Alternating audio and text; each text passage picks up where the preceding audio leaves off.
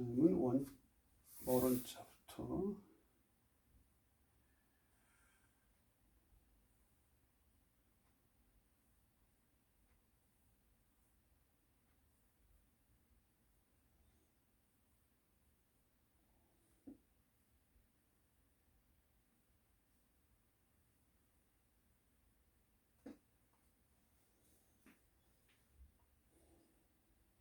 쓰실 때 이제 글씨가 이제 요 획에서 여기도 약간 기울어져 있거든요. 이제 그 상태에서 요 획이 약간 세우보다 좀 뒤로 해주면은 이것이 만약에 이제 약간 앞으로 이제 앞으로 쏠려 보이거든요. 이거 뒤로 잡아준다. 그것도 좀 포인트로 보시면 좋을 것 같고요.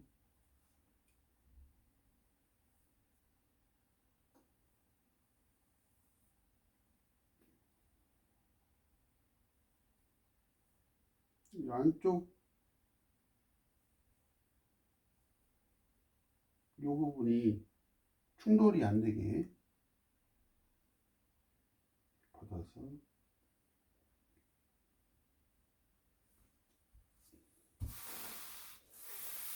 쓰시고요. 오히려 이제 이런 글씨들은 생각적으로 보다 좀 작게 쓰시면 도움이 되실 거예요. 이렇게 멋있는 글자들을 작게 쓸 수는 없잖아요. 획수도 많거니와 부피가 크니까. 오히려 획수가 없는 애들, 또 이제 이런 거보다는 이제 하자 같은 경우는 이제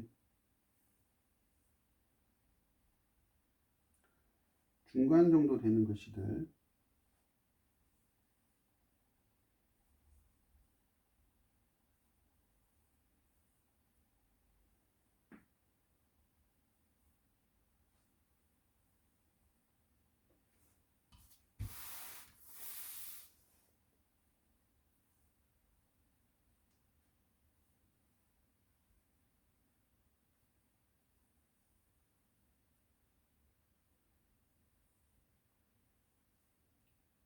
그래서 흐름과 호흡에 신경 쓰시고요.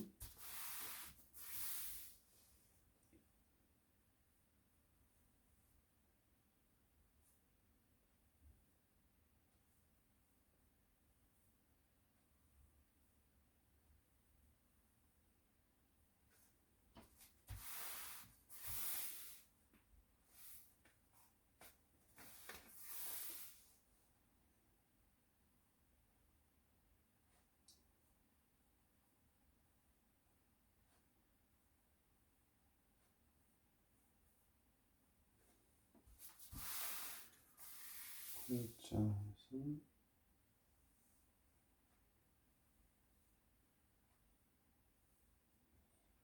앞으로 쏠릴 것 같으면서 요 흐름하고 요 뒤에 강약을 조절하시고 항상 왼쪽이 길어야 돼요. 뒤에 가면 누가 뒤에서 자꾸 잡아 당기는 것 같거든요. 그래서 앞에가 항상 왼쪽이 길다라고 봐주시면 좋을 것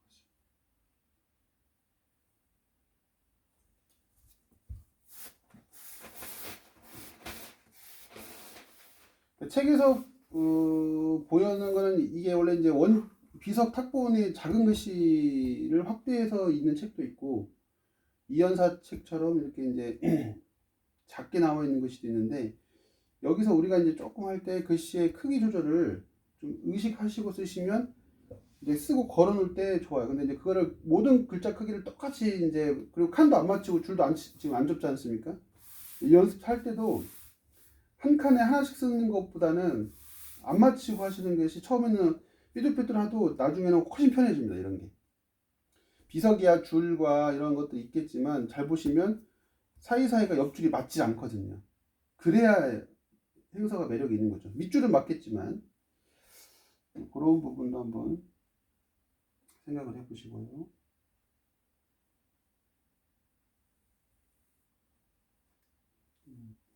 정자도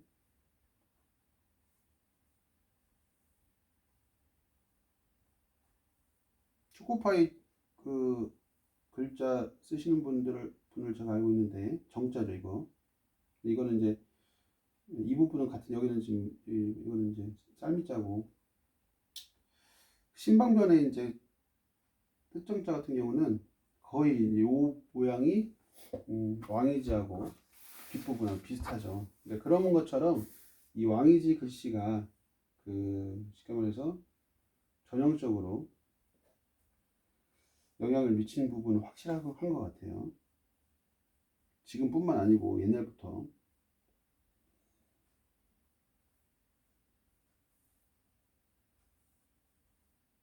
짧게 돌아 나와도 올라가지 않고요. 요 밑에서 끝나니까요.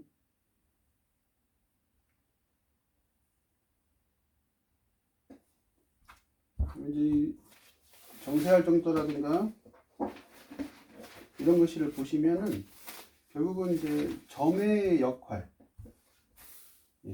점의 역할이 중요한 겁니다. 그래서 글씨도 마찬가지 점 하나 때문에 우리 얼굴도 이렇게 복점이 있고 코에 나는 뭐 미인점이라고 하잖아요. 그런 점에 따라서 뭐 관상도 달라진다 그런 것처럼 글씨도 어떤 점에 의해서 달라 보이는 효과가 있다는 걸 알아주시면 좋을 것 같습니다. 또 반대로 채자 같은 경우는 어떤 선의 흐름, 점에 효과가 있다면 이렇게 선의 흐름이 또 이렇게 멋지게 발현이 되겠죠. 이거는 결국은 이것도 마지막에 점으로 끝냈지만 이 흐름을 이거는 결국 답이 없습니다. 될 때까지 쓰는 거죠. 그러면 이제 이걸 뭐냐면 계속 가는 길을 모르고 쓸 바에는 이 채자만 오늘 하루 종일 쓰는 거예요. 내가 오늘 밥을 안 먹고서라도 이 몸채자만 써보겠다. 그러면 이제 연구를 하셔야 되잖아요. 기울기가 시작되는 방향성,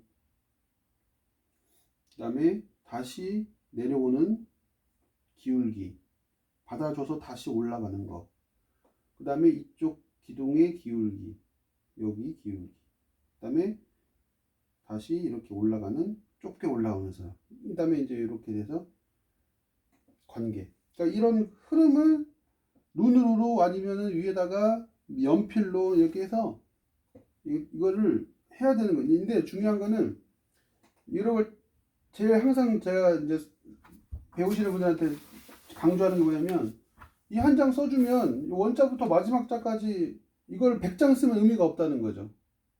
바르게 쓰고 정확하게 쓰면 상관이 없겠지만 안 되는 부분은 그걸 꼭 해결하고 넘어가시는 게 좋다는 거죠. 특히 행사부터 시작을 할 때.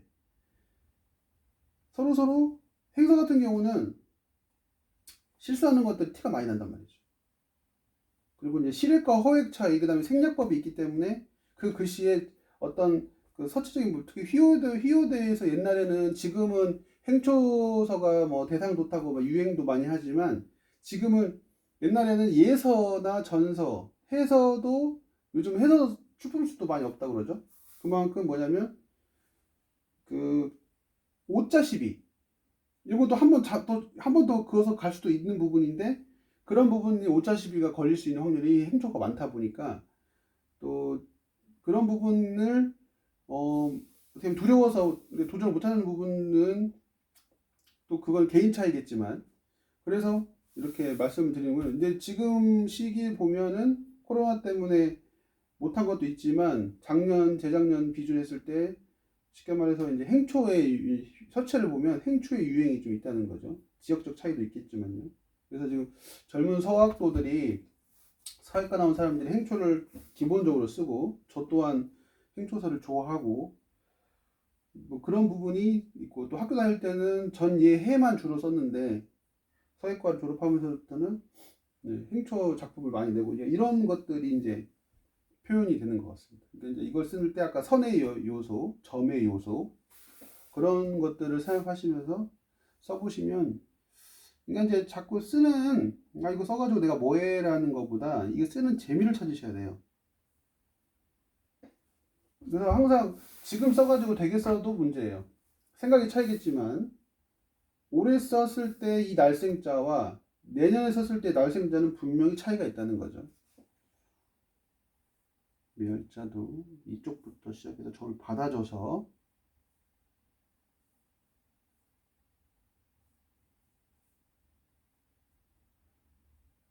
보시고.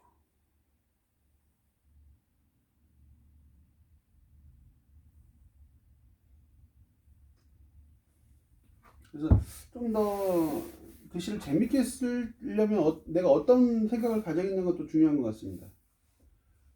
오늘 이번에 내가 3월부터 무슨 대회를 뭔 대회가 있든 공모가 뜰 거 아닙니까? 그럴 때 내가 이런 왕이지 집자성교서 서풍으로 시를 하나 선문을 해서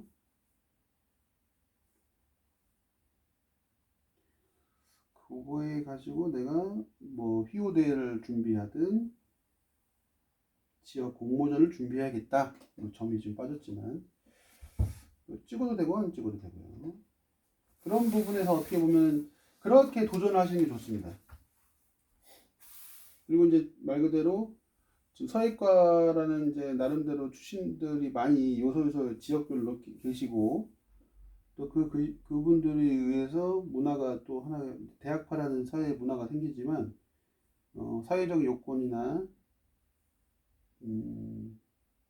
안타깝게도 이제 서예과가 없어지는 바람에 공모전으로 그러니까 작가에 등단하는 길을 말씀을 드리는 거죠 지금. 그런 것도 한번 이 공부를 통해서 준비를 해보시는 것도 좋을 것 같습니다. 그래서 어떤 사견이나 이런 것을 말씀드리기보다 글씨를 연습하면서 생각나는 것들만 좀 말씀드리는 거예요.